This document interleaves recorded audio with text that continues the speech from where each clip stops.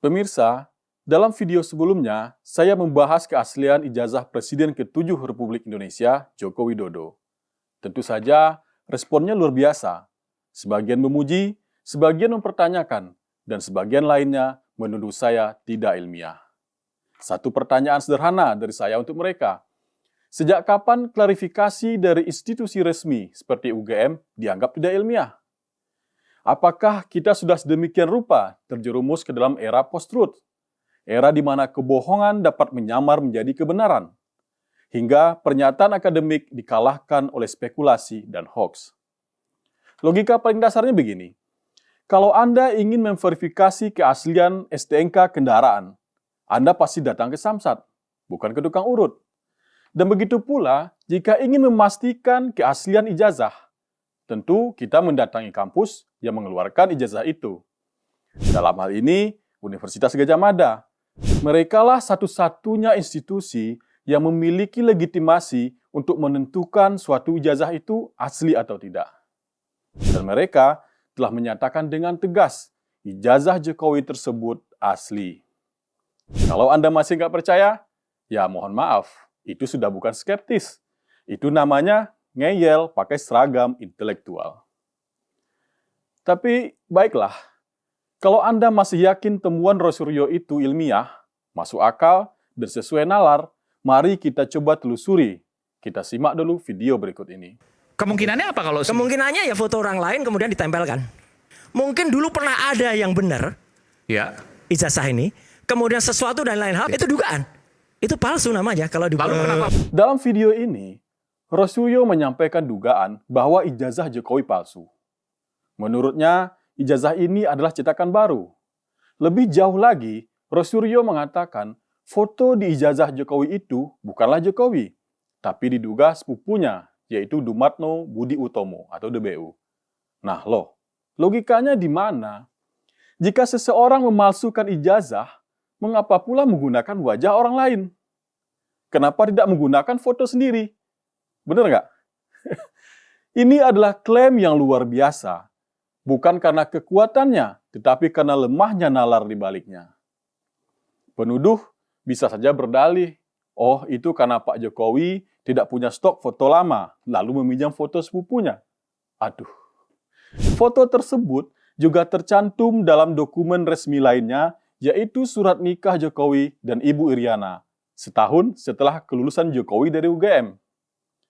Jadi, apakah kita juga hendak menuduh bahwa pernikahan mereka adalah hasil rekayasa visual? Tahun 80-an bukanlah era swafoto. Memiliki satu foto yang digunakan berulang adalah hal yang sangat wajar. Maka, argumen bahwa itu bukan foto Jokowi bukanlah kritik forensik, tetapi opini yang ditopang oleh asumsi, bukan bukti. Dan satu lagi, kalaupun ijazahnya dicetak ulang, untuk apa? Untuk nyalon wali kota? Cukup pakai ijazah SMA, bro. Sudah bisa mencalon. Mengapa susah-susah memasukkan ijazah? Jadi berbagai dugaan yang disampaikan penuduh sudah semakin jauh dari logika dan bikin penuduhnya makin tersesat. Kalau ternyata temuan forensik itu terbukti tidak sesuai nalar, berarti ada yang salah.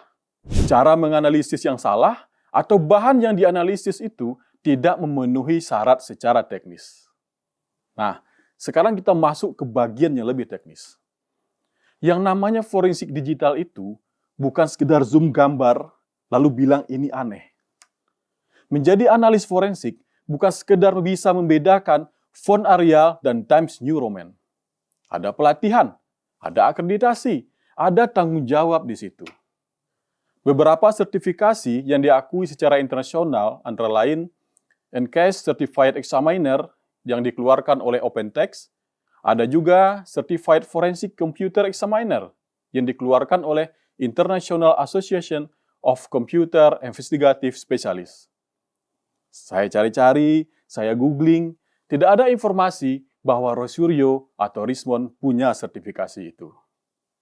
Kalau punya, silakan tunjukkan.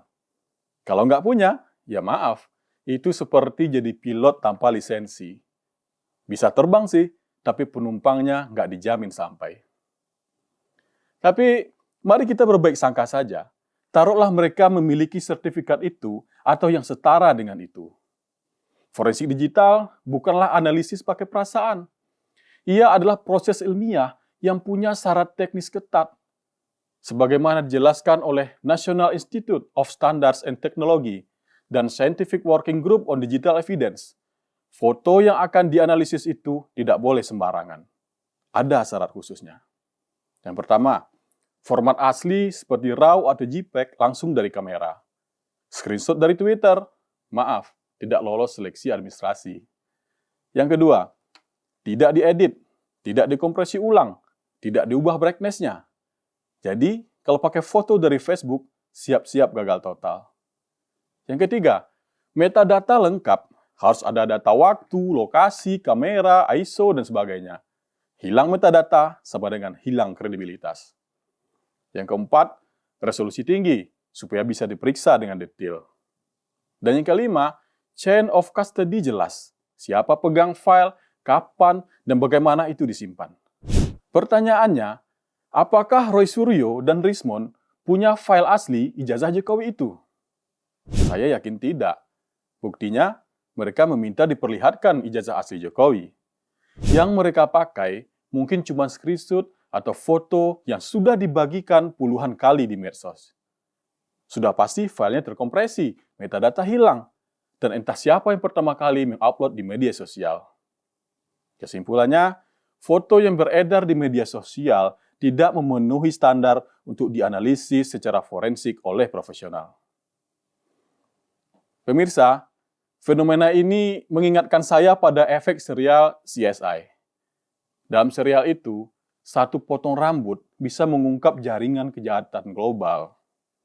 Sayangnya, dunia nyata tidak seefisien CSI. Dalam kenyataan, analisis forensik adalah proses yang melelahkan, penuh prosedur hukum, dan jauh dari glamor media sosial.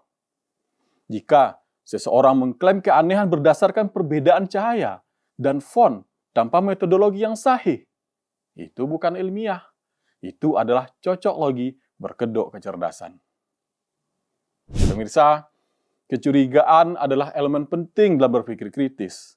Namun tanpa metode, tanpa verifikasi, tanpa keahlian, dan tanpa integritas data, kecurigaan hanyalah sensasi. Dan sensasi bukanlah fondasi dari sains. Apakah ijazah Jokowi palsu? Jika Anda memiliki bukti sah, silahkan tempuh jalur hukum. Namun, jika bukti Anda bersumber dari gambar viral dan asumsi liar, maka selamat datang di dunia ilmiah-ilmiahan. Seolah-olah ilmiah. Sebuah era di mana fakta tak lagi sakti dan opini viral lebih dipercaya daripada klarifikasi resmi.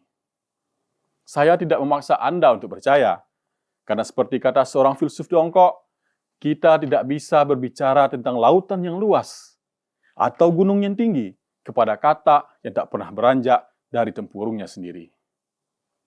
Saya Bani Indiatullah, sampai jumpa.